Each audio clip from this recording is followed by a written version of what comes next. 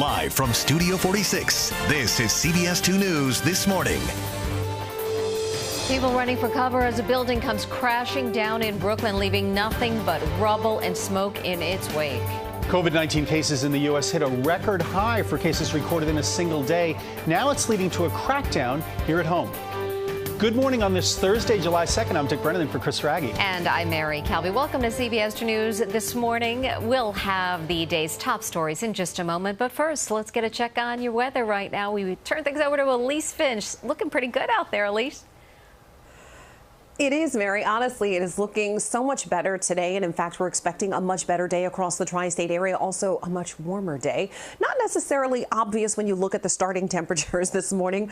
We have temps ranging from 59 degrees in Wayne to the upper 60s, 69 for Central Park. So not so much of a difference in temperatures right now, but there will be when we head into the afternoon. Your Skycast satellite and radar looks a little quiet right now. One of the main reasons is the area of low pressure that was just north and east of our area that kept things unsettled for basically 3 days has finally moved on. So what we're seeing today is higher pressure building in. It is going to lead to a much better day. We're expecting to see temperatures in the mid 70s by later this morning, close to the mid 80s by noon, and 90 degrees the forecast high for today. So mostly sunny, 90 degrees. And we do have a slight chance of a pop-up shower or thunderstorm this afternoon. Definitely not widespread. So for most of us, a really great beach day. Of course, I'll have more coming up in just a bit, but for now, I'll send it back to you.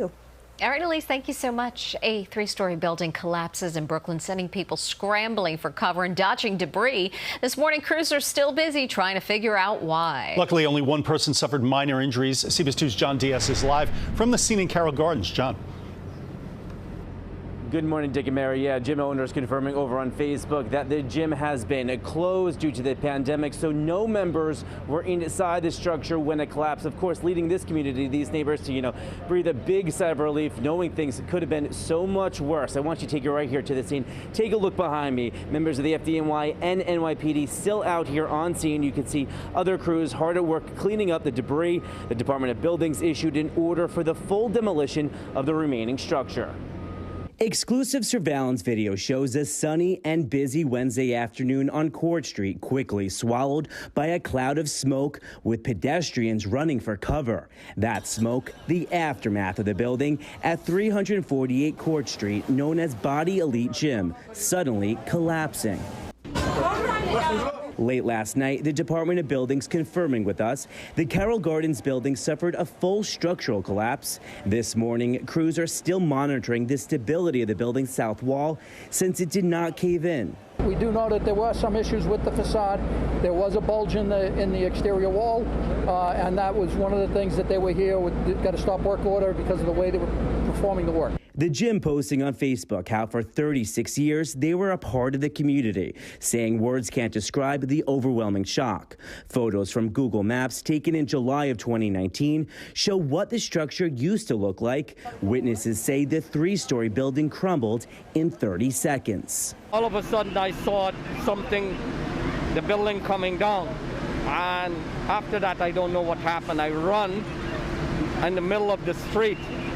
I was covered with, I couldn't see anything. It's just a cloud of dust. We had to close all the doors. We had all the doors open, close right away, bring all our tables in. I thought it was an explosion. The FDNY says it was not an explosion and is investigating the cause. Aerial footage from the NYPD shows how the roof slid to the side and floors on a diagonal. Online records from the Department of Buildings show around a dozen complaints have been made to the city about its structural stability every few years, dating back to the 90s.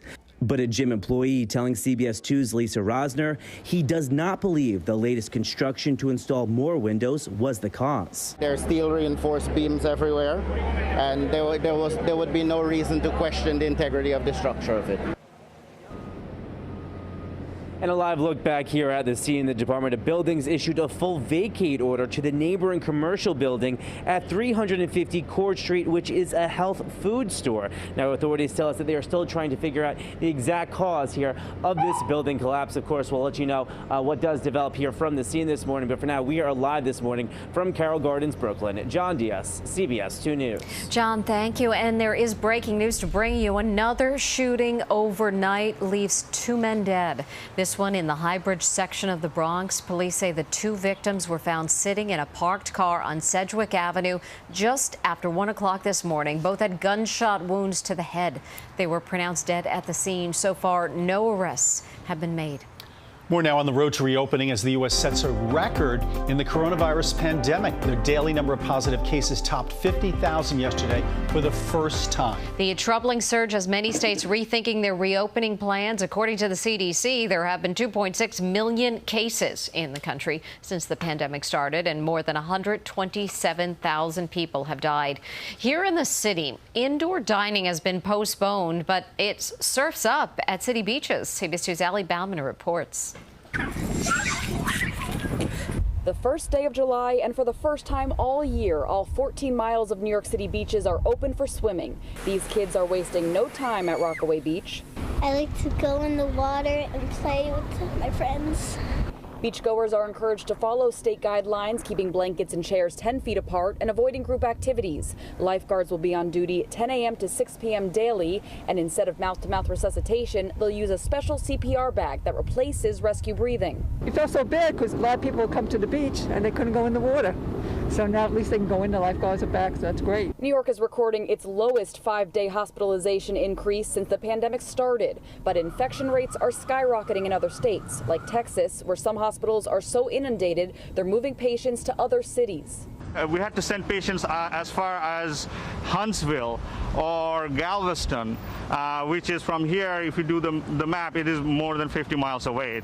In California, some hospital ICUs are now 90% full, prompting its governor to order 70% of the state to close bars and ban indoor dining for the next 3 weeks. Here in New York, Governor Cuomo is following suit. We have to reduce the concentration and gatherings of people. Indoor dining will no longer be allowed to start in the city next week as planned. Cuomo says it's because New Yorkers have become less vigilant about social distancing, and they can't stop people from other states coming to city restaurants. It's going to be a problem for us, for the staff, for the business. Meantime, a house party in Rockland County is being blamed for a new COVID cluster. Officials say a Clarkstown resident held a party in June while he was symptomatic, and now 8 guests have tested positive. To make matters worse, health officials say the partygoers are not complying with contact tracers. My staff has been told that a person does not wish to or have to speak to my disease investigators. They hang up. Ali Bauman, CBS 2 News.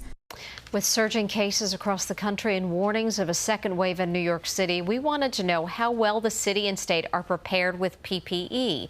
When the pandemic slammed New York in March, healthcare workers flooded the streets to protest the lack of supplies, including personal protective equipment, or PPE. Experts say most states relied too heavily on the federal government, and they say making the same mistake again could be catastrophic. The State Department of Health says it now has appropriate quantities of PPE. The city says it has 14 days of PPE on reserve and is building toward having 90 days by fall.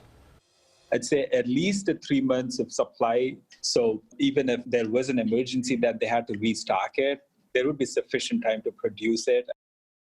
Experts add when the pandemic started, states and healthcare facilities were forced to purchase supplies internationally, which isn't always affordable or safe. New Yorkers are mourning the loss of a longtime state assemblyman David Gant. He represented the Rochester area for nearly 4 decades. A civil rights pioneer, Gant became the first black man to be elected to state office in Monroe County. He announced this year that he would not seek re-election. Gant died yesterday after reportedly dealing with health issues for some time. He was 78 years old. Coming up, the border between New York and Canada is closed, but drug smuggling is skyrocketing. How they're getting through. And hotel hygiene could be taking a dive during the pandemic. What to look for when you check in.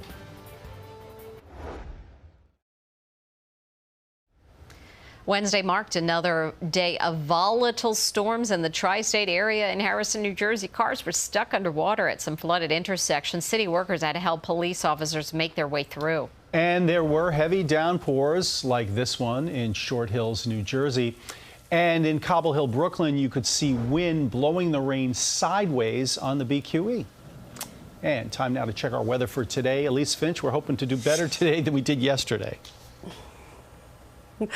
Done and done. We're definitely going to see a much better day today than we did yesterday. Today is definitely going to be a good beach day, but I do want to revisit some of that rain that we got yesterday. You saw that video of that very heavy rain. So parts of the area, excuse me, did pick up some impressive amounts. Not everybody, but of course, Woodbury picked up just over 2 inches of rain. Westport, Connecticut, almost 2 inches. Basking Ridge, New Jersey, just over an inch of rain. Dix Hills, 0.63, and Central Park, unfortunately, yeah, not much rain. We certainly need it because the summer, meteorological summer, has been pretty dry. So we still have this deficit of 2.74 inches. And that's just for the summer. If you take a look since January 1, our deficit, 8.14 inches. Now, just remember, we didn't really have any snow, very little snow. We haven't had nearly enough rain. So things have been very dry for us. So when we get these rains, try and keep that in mind. Maybe that'll soften the blow a little bit. You know, won't need to soften it today because the area of low pressure and the trough that were responsible for yesterday's violent weather both have moved offshore. Higher pressure is building in. So we are going to see a much nicer day. Let's go ahead and take a look. I want to show you how this sort of plays out for today. We turn on your Futurecast. We go through the day. We are going to see mostly sunny skies. We get to Thursday afternoon. This is 5 o'clock. Just the slightest chance that we could see a pop-up shower. You can see for most of the area, nothing. You'll see maybe a little bit of cloud cover. Overall, not bad at all. As we head into tomorrow, starts off in a similar fashion. We're expecting hot, humid conditions for your Friday. But as we head into Friday afternoon, we will see a little bit of additional cloud cover in the mix. We're also going to see some pop-up shower and a few thunderstorm cells on Friday afternoon that'll be more significant than what we're expecting today. It'll be a little bit more like what we saw yesterday. Perhaps not quite as vigorous, but still, we do have a chance to see some severe weather on Friday afternoon and evening. Saturday, we still have a slight chance of seeing some rain, but you'll notice this is a very light green color. So 5 o'clock in the afternoon could see a shower. Fairly low chance that this makes it to the ground. So overall, things are looking pretty good for the 4th of July. For today, hot sunshine, 90 degrees, the forecast high, with just about a 20% chance that there could be any pop-up showers this afternoon. But you can see the Futurecast, things don't look promising for that front. So today looks good. Tomorrow, hot and humid, a sticky Friday with a chance for some widespread shower and thunderstorm activity Friday afternoon and evening, but the 4th of July looks pretty good and cooler with a high of only 83 degrees. And with that, I'll send it back to you. All right, Elise, thanks very much. Non-essential travel is closed between Canada and the U.S. due to the pandemic, but apparently that's not stopping drugs from being smuggled across the border into New York State. Border Security in Buffalo says drug seizures are up more than 6,000% from last year. They say it's coming across through postal vehicles, both cars and trucks. Once inside the U.S., authorities say the drugs could end up anywhere in the country. No matter what, we have to be concerned with the communities that we live in, the communities that we police. So whether it stays here, whether it moves forward, we always have to be aware and vigilant because it could infect anybody, anywhere. Federal officials are hoping to continue with the drug seizures, but they say they're expecting another surge once the borders reopen. On Wednesday, Seattle Mayor Jenny Durkan ordered police to take back the city's Capitol Hill area, which had been occupied for more than 3 weeks by groups protesting police brutality. Police in riot gear moved in at dawn, warning protesters to move out. Tents were torn down and removed, and more than 30 people who refused to leave were arrested. The Seattle mayor's decision to clear the area followed 2 deadly shootings in the so-called chop zone. A possible suspect in the disappearance of a soldier at Fort Hood has taken his own life after human remains were discovered near the Texas Army base. The family of 20-year-old Private First Class Vanessa Guillen is now calling for a congressional investigation. They say she was a victim of sexual harassment and want to hear from the commanders at Fort Hood. Guillen has been missing for 2 months. On Tuesday, human remains were found about 30 miles from the base. It's not confirmed yet whether it's my sister or not, but at this point, everything points to it. My sister's no joke! My sister's a human being! And I want justice! A female civilian has been arrested in connection with Guillen's disappearance, and the Army says a soldier who was a suspect in the case killed himself before he could be arrested. Because of the pandemic, hotels across the country are making dramatic changes to the way they clean facilities, but they're not all living up to the higher standards. CBS 2's Jessica Moore reports. Marlon Castrillo spends an extra 10 minutes in each room at the Marriott in Bethesda, Maryland. Cleaning starts by disinfecting the room using this electrostatic fogger and its hospital-grade disinfectant mist. We know that guests believe quite reasonably that they can control their interactions with people in a hotel. Once you've gotten into your guest room, you are in your own space. And so the challenge for us is one we think we can meet, which is, can we deliver a room that the guests can have confidence is clean? But that's not the case everywhere. An Inside Edition investigation found multiple New York hotels, including the Trump International, which is owned and managed by the Trump Organization, Hyatt Place Times Square, and Hampton Inn Times Square, did not adequately clean the rooms between guests, including failing to change the pillowcases and bedding. While the Trump Hotel categorically denied Inside Edition's findings, Hyatt Place and Hampton Inn apologized for the housekeeping oversight and promised to do better. At a time when hotels are only operating at about 24% occupancy, they have no excuse for not changing the pillowcases and not cleaning them. CBS travel editor Peter Greenberg says while most hotels are doing right by their guests during this pandemic, hotel hygiene has always been an issue. I go back to what I used to do before the pandemic. My checklist was every time I entered a hotel room, I would take the bedspread and throw it into the corner and never touch it again. Greenberg says guests should also manually clean their remote controls, telephones, and bathroom water glasses. And when it comes to the pillowcases you'll be resting your faces on, let's just assume the worst. So when you go to the hotel, call downstairs, ask to speak to housekeeping, ask them to send 2 more pillowcases out. It's all about the conversation. This is not something you do online. A few easy steps to ensure your next hotel stay is safe and COVID-free. In Manhattan, Jessica Moore, CBS 2 News. Now, Greenberg also says Airbnb and private home rentals should be booked with caution right now and limited to long-term stays. Guests should clean any private rental themselves to ensure proper hygiene. On Long Island, a quick-thinking 15-year-old is credited with saving her family from a rapidly moving house fire. The fire happened early last Friday at this home on Stuyvesant Lane in Smithtown. Haley Hurtado smelled smoke and alerted her father. Her dad discovered the flames coming from the garage. He rushed to get his wife and other daughter out of the house while Haley went to help her grandmother. The teen got her grandmother out of bed and to the stairs. From there, Haley's dad helped her get her grandmother to safety. A minute later, everything just went right up. And she truly is a hero, this young lady. Neighbors weren't the only ones to credit the teen for her heroism. The Smithtown Fire Department is now planning to honor Haley with an award for her actions. Great job. Wow. Up next, baseball is back. The Yankees and Mets have reported for, I guess it's summer training. Yeah, but don't expect to see any high fives on the field. How the coronavirus is changing the game.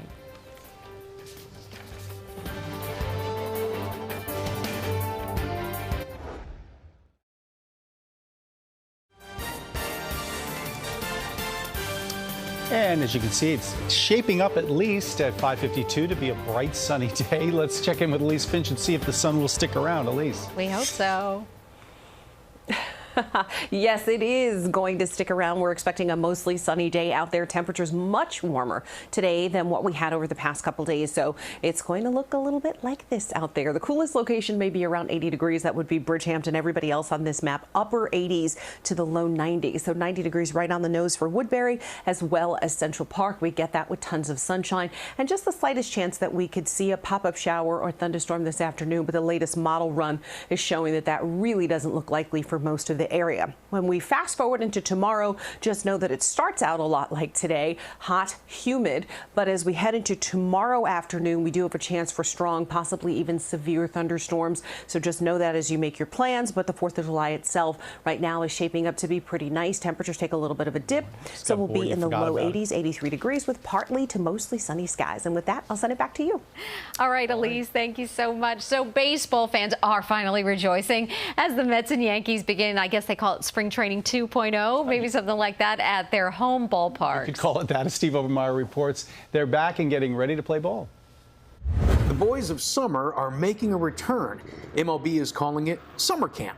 3 weeks to get in shape for a 60-game sprint of a season where safety is paramount. I don't have anxiety over it. I think it's a great opportunity for people to get an assessment of where they're at health-wise. Each player will have their temperature and symptoms checked twice a day.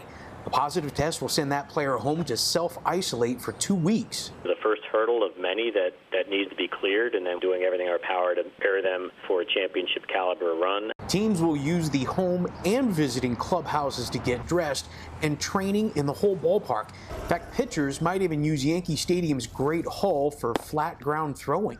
There's going to be things that are a nuisance probably on a daily basis that you're going to have to navigate and get through. There's a message that we're constantly holding each other accountable as we navigate these waters. We've all gotten used to seeing players chewing and spitting, but everybody's going to have to break that habit. No spitting will be allowed, but they can switch to digging into the bazooka gum. Also, pitchers won't be able to lick their fingers before each pitch, so they'll have their own wet rag. The behavior that we feel like we have in place right now as a community, we think is a good one.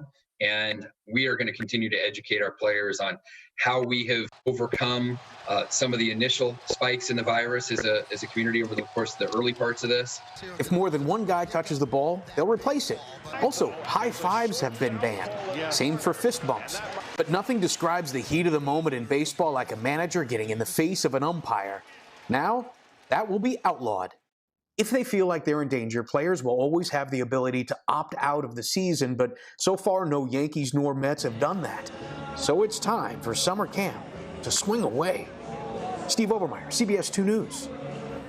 An Idaho man takes a soggy challenge for a Guinness World Record. David Rush was hit in the face with 92 sponges in 1 minute. Who knew that was actually a record? Yeah, that's something. He says the current record is 76. Rush says he breaks Guinness records in order to help promote science, technology, engineering, and math education, also known as STEM. He says this latest record was an effort to help highlight a summer reading program. Mr. Hannon here threw over, I think, about 106 sponges in that minute, of which 92 hit me fully in the face. Rush has more than 150 record titles. I want to know what the other ones are. Yeah, I was going to say, that's not the most... in the face with sponges. Yes. Well, you can't get hurt, you know. You, too, can be in the Guinness Book of World Records. Yes. So let's figure out what. A lot more news still ahead. Daily coronavirus cases top 50,000 for the first time. It's leading to a delay in New York City's reopening plans. Plus, people dodging debris and running for safety when a building collapses in Brooklyn. You're watching CBS 2 News this morning.